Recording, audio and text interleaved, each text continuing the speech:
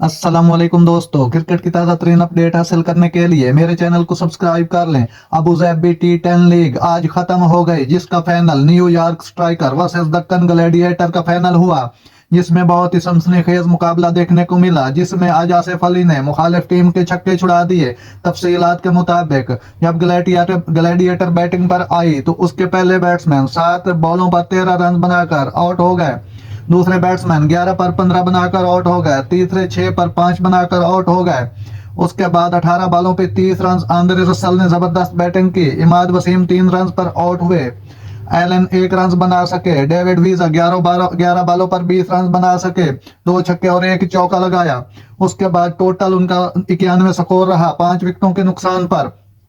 उसके बाद जब बारिश शुरू हुई स्ट्राइकर की, तो उसमें गुरबाज 1 रन बनाकर आउट हो गए।